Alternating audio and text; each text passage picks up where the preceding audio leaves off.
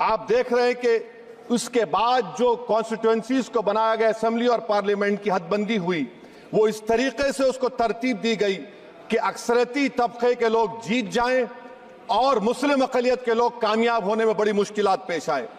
इसीलिए 2007 में सच्चर कमेटी ने कहा था, सिफारिशात में कहा कि अब जब हदबंदी होगी तो माकूल तरीके से बनाया जाए ताकि मुसलमान पार्लियामेंट और असेंबली के इलेक्शन जीत सके। मुझे नहीं मालूम कि अब नए सेंसस के बाद जब हदबंदी होगी तो उसकी सिफारिशात को रखा जाएगा या फिर मार्जिनलाइजेशन जो मुसलमानों का हो रहा है 75 साल से वो चलता रहेगा। सर, जब पार्लियामानी जमहूरियत की कामयाबी किस बुनियाद पर होती है? पार्लियामानी जमहूरियत की कामयाबी का पैमाना मैं आपको बताता हूं।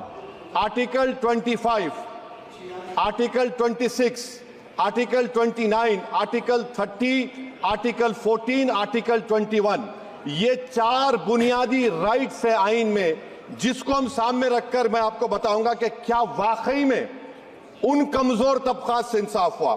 मिसाल के तौर पर आर्टिकल 15 और 16 सर, 1950 का प्रेसिडेंशियल ऑर्डर निकला, तारीखी नाइंसाफी के खात्मे के लिए रिजर्वेशन दिया गया, तारीखी नाइंसाफी के लिए हजारों साल के जुल्म की बिना पर, मगर उनको नहीं मिला जिनका मजहब इस्लाम और मुसलमान था, जो भी उनसे भी नाइंसाफी जुल्म हुआ। दूसरी बात सर, दूसरी बात, दफा 25 में प्रोफेस कहा गया, आर्टिकल 25 टॉक्स प्रोफेस। सर, आज मेरी बेटियों को गवर्नमेंट के एजुकेशन इदारों में हिजाब पहनने से रोका जा रहा है, तो ये आर्टिकल 25 का प्रोफेस कहां तक कामयाब हुआ, ये अक्लमंद लोगों पर छोड़ता हूं। प्रैक्टिस सर, आर्टिकल 25 में अमल करना, कई रियासतों ने ऐसा कानून बना दिया कि आप ये नहीं खा सकते, आप वो नहीं खा सकते, कैटल स्लॉटर एक्ट का एक्ट बना दिया। आप बताइए कि हरियाणा, राजस्थान में पुलिस की अख्तियारात गौरक्षक को दे दिए और उन अख्तियारात का बेजा इस्तेमाल मॉब लिंचिंग में हुआ। किसका हुआ?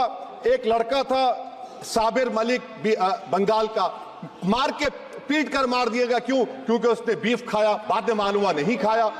जुनैद और नसीर को गाटमीका के थे, उनको जिंदा जला दिया गया। सर, फिर प्रोपगेट, आप ये आर्टिकल 25 का 3rd सेक्शन प्रोपगेट, आज आप देख रहे हैं कि मुझसे पूछा जा रहा है कि 500 साल पहले तुम्हारी मस्जिद थी, नहीं थी। ख्वाजा अजमेरी की दरगाह कह रहे नहीं है। अरे सर, अगर मैं इस पार्लियामेंट में खोद दूं, इसमें गड़ा कर दूं, तो खाने जहां का हिस्सा मिलेगा तो मेरी हो जाएगी ये। आप बताइए। अब आप देखिए ये प्रोपोगेट क्या हो रहा है। अच्छा, जो तब्दीली मजहब का कानून, तब्दीली मजहब, मैं तब्दील मजहब नहीं कर सकता, सरकार से पूछना पड़ेगा मुझे अपना मजहब बदलने के लिए। अगर अंबेडकर आज जिंदा होते तो बाबा साहब को भी कहते कि आप जाकर परमिशन लो, तब मजहब बदलना पड़ेगा आपको। ये हालात आज यहां पर पैदा हो चुकी है। सर, आर्टिकल 26 देखिए, it gives religious denomination the right to establish and maintain institution for religion charitable. वजीर आजम कहते हैं कि वक्फ का ताल्लुक संविधान से नहीं है।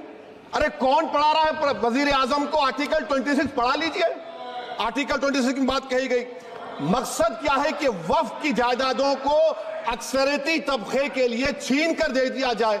आप अपनी ताकत की बुनियाद पर छीनना चाह रहे। सर, दफा 29 पे आ जाइए, आर्टिकल 29, लैंग्वेज का, जबान का तहफ्फुज है। उर्दू को खत्म कर दिया गया, वो उर्दू जिसके हमारे मुजाहिदीन आजादी ने नारा दिया था, इनकलाब जिंदाबाद का, उस जबान को आप खत्म कर रहे हैं। कल्चर, आप कल्चर की बात इनसे पूछ लीजिए, वो बोलेंगे नहीं, हमारा जो कल्चरल नेशनलिज्म है वो कल्चरल नेशनलिज्म नहीं है बीजेपी का, वो कल्चरल नेशनलिज्म आलाजाद का, हिंदुत्व का नेशनलिज्म है, जो भारत के इंडियन नेशनलिज्म से बिल्कुल मुख्तलिफ है। सर, अब आप आ जाइए। सर, आर्टिकल 30 पे आ जाइए। सर, आर्टिकल 30 पे आ जाइए। सर, आर्टिकल 30 में माइनॉरिटीज को राइट दिया गया। This house has passed a law in 1981 to give minority AMU. This government went to the Supreme Court and said no, we'll oppose minority status. This house voice was suppressed in the Supreme Court, sir. That is why I say that the executive has argued contrary to the parliament. Sir, right to life तो उस वक्त भी था। मैं आपको मिसाल दे रहा हूं। सर, दिसंबर 63 में, 63 में कश्मीर में रसूलुल्लाह सल्लल्लाहु अलैहि वसल्लम के मुंह मुबारक की चोरी हुई। तो पूरे देश में sir only 2 minutes sir, only 2 Please wind up. only 2 minutes sir, please sir, only 2. Time is not the Prime Minister has sir, to. I'm concluding sir, I'm concluding Raja Sahab, I'm concluding. Please He has to reply. listen Please. to me sir, my Shikwa Hind Please, bayan. 1 minute. Sir, I'll conclude sir, 2 minutes. Now in article 20, after that in 63, 8 lakh Muslims were pushed into East Pakistan. What has changed, please tell me? 2013 Muzaffarnagar, 50,000 were shifted. Sir, riots and riots happened. Nelli massacre, Hashimpura, Maliana, Mumbai 93, Ahmedabad 69, Gujarat 2002, 22, Delhi 84, Delhi. Nothing has changed, sir. Lastly, sir. Please. Lastly, sir, on judiciary, sir, on judiciary, sir, I'm concluding. On judiciary, sir, CAA is not being heard.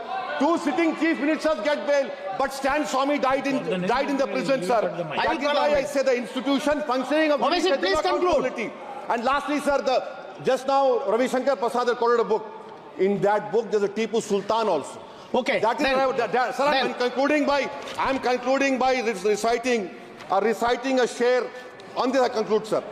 Nisar में तेरी गलियों के वतन के जहां चली है रस्म के कोई ना सर उठा के चले, जो कोई चाहने वाला तवाफ को निकले नजर उठा के चले। सर हम जिस्म व जान बचा के चले, बहुत है जुल्म दस्ते बहाना के लिए। सर हम जो चंद अहले जुनू तेरे नाम ले वाले इख्तिदार की कुर्सियों पर बैठने वाले जो लोग थे और है वो इंटेलेक्चुअली डिसऑनेस्ट है। संविधान सच्चा है। जय भीम, आइन जिंदाबाद।